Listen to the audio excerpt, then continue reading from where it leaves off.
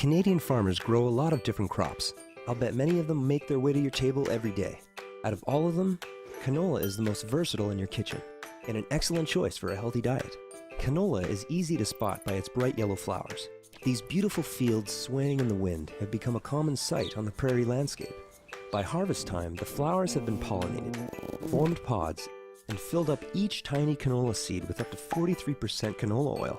That's a really efficient crop. Canola is 100% Canadian and was first bred on the prairies by scientists at the University of Manitoba and Ag Canada research stations in the late 1960s and early 1970s. The first variety was called Tower. Dr. Balder Stephenson and Dr. Keith Downey used traditional plant breeding methods to reduce erucic acid and glucosinolates found in rapeseed, compounds that lack nutritional properties, leaving them with a new crop they called canola. The word canola is a combination of the words Canadian and oil. Pretty cool, huh? Canola oil has exploded in popularity to become one of the most widely used cooking oils in the world. It can be used as a great substitute for almost any other oil. It also provides livestock with great high-protein feed. Canola meal is a byproduct from crushing canola seeds to make canola oil. So there you have it, canola.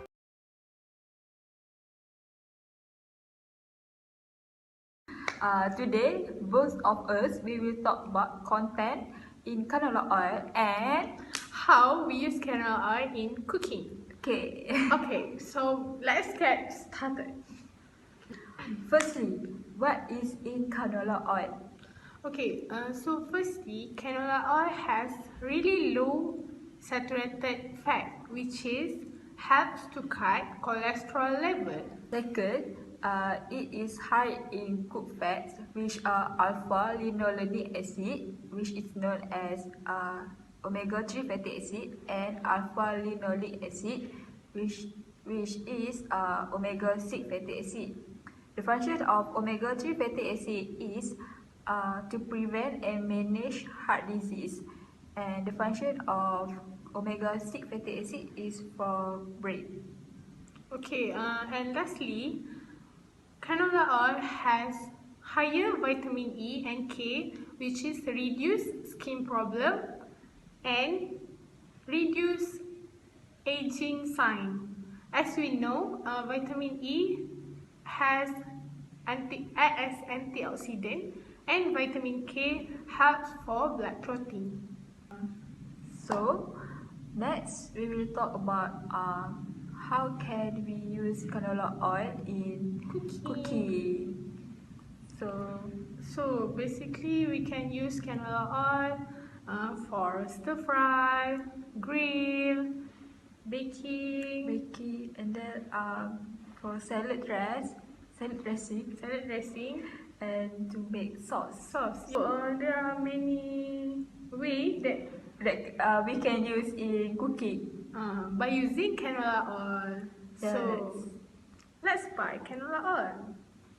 We have some information to add based on our research on Canola Council of Canada. Yes, it says on the website, canola oil is authorized by U.S. Food and Drug Administration to carry a hard health claim, so it is good to consume for our heart. Next one. It says that olive oil and soybean oil has twice as much saturated fat than canola oil. So canola oil is good. Canola oil has lower saturated fats compared to other vegetable oils.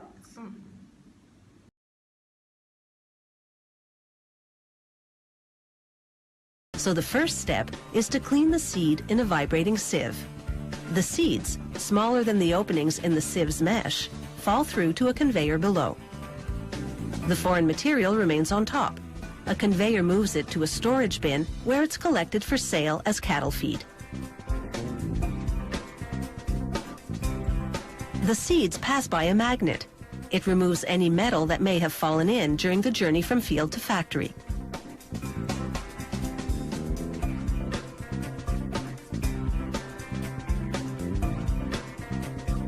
Next, the seeds enter a roller mill. They pass between two steel rollers, which crush them into thin flakes. A conveyor then feeds the flakes into a screw press. It has a large revolving screw-shaped shaft enclosed within a slotted cage. As the shaft turns, its threads squeeze the flakes with high pressure, forcing out the oil, which then drains out through the slots. 42% of canola seed is oil. This screw press extracts nearly 3/4 of that.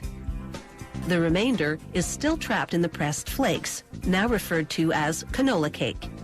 The cake exits the other end of the press and moves on to a second extraction. This one, a 70-minute wash with a solvent. This chemical extraction process removes all but a trace of oil. The factory then grinds the cake into protein-rich meal, which it sells as animal feed. The extracted oil, stored in large tanks, now enters the refining phase.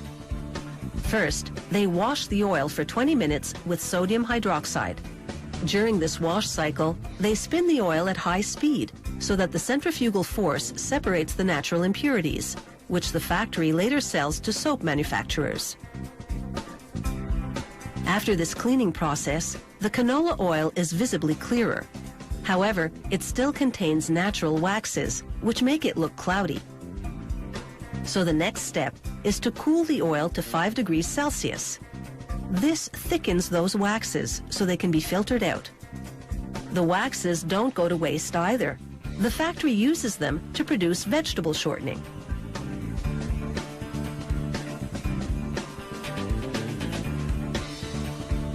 In the factory's lab, technicians recreate production on a small scale to ensure performance and quality.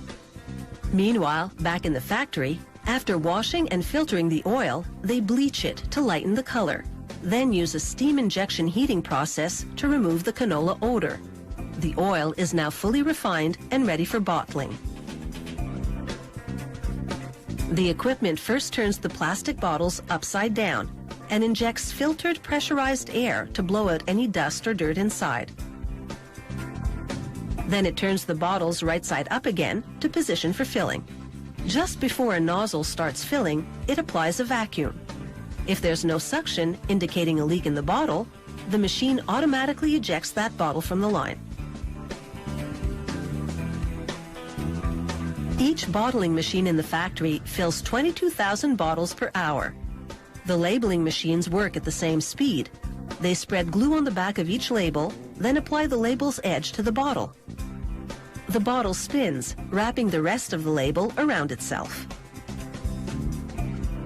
As the bottles come off the labeler, a robot separates them into groups of 12.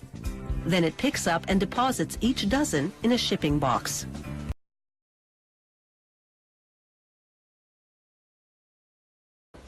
Today we are going to discuss about the pros and cons about these two oils. So, both of us will represent canola oil, while both of them will talk about palm oil.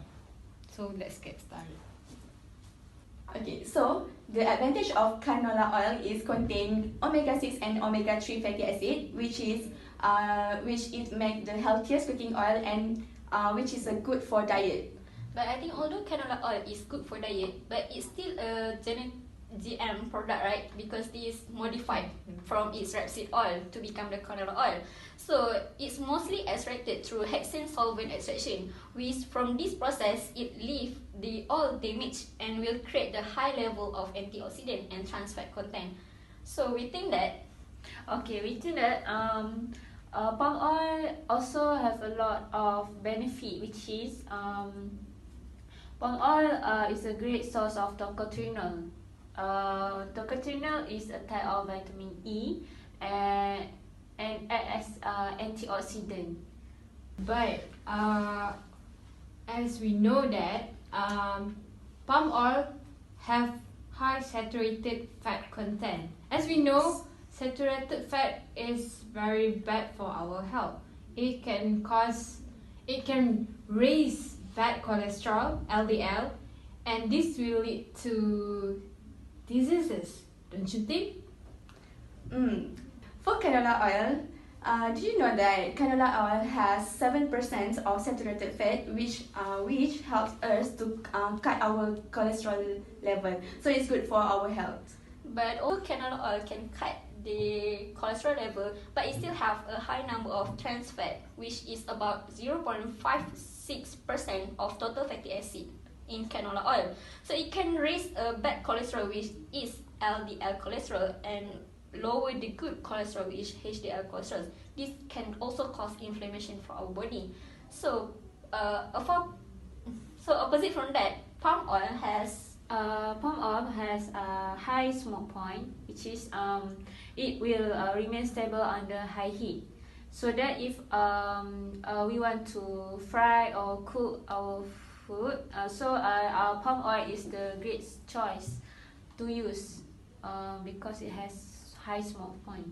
Even though palm oil have high smoke point, if you reheated palm oil again, this will cause disease like arterial plaque, as the reheated palm oil will change the composition of the palm oil itself.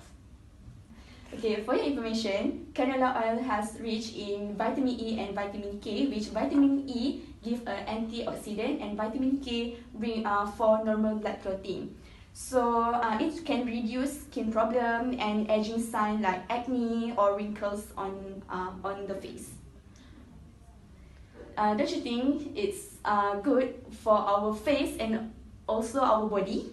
Although canola oil have vitamin E and A, but mostly canola oil partially hydrogenated that can create a trans fat, like what I said earlier, right?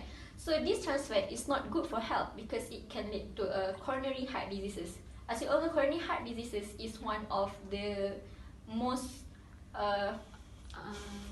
coronary heart diseases is a common disease that we get from this oil. The benefit of palm oil also it least expensive among all the oils in the world, and it can be found in non-food, which is toothpaste, soap, and others. So, even though the production of palm oil is less expensive compared to other oils, it is still not environmental friendly, as to produce the palm oil, we need to do palm oil deforestation. Deforestation, as we know, can cause climate change.